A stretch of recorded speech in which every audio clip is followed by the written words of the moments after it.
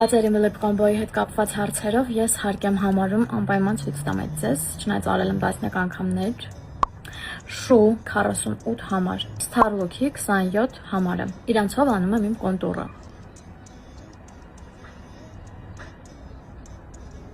Starlock-ից հետո արդեն մուքով թեթև առանց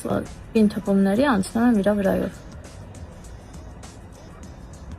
Այս ամենից հետո վերցնում եմ Dose of Colors, համարը ճիշտն ասած չկա, կարաք սենց ֆիքսեք ցույց տակ, կստացի միշտ սա եմ օգտագործում, պլոտնի չանեք, որովհետև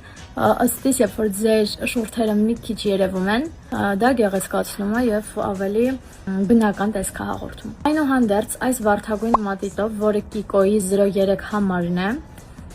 մի փոքր այս կողքերով անցնում եմ։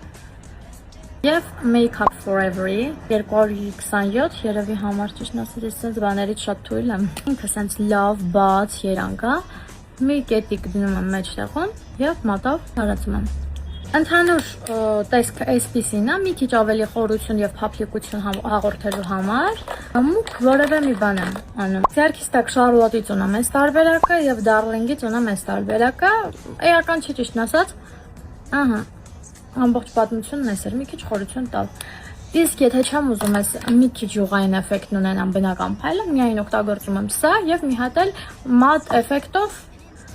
այս տարբերակը նորից մեջտեղում եմ դնում։ Սպասեք թարթիչներս էլ կսամ, կամ ձեզ վերջնական տեսքը ցույց տամ։ Իմ ամբողջական մեյքափը պատրաստ է, ու եթե ձեզ ինչ-որ բան էլի հետաքրքրում է մեյքափից, գրեք, ես շատ մեծ սիրով մյուս մեյքափ անելուց կնկարեմ ձեր համար։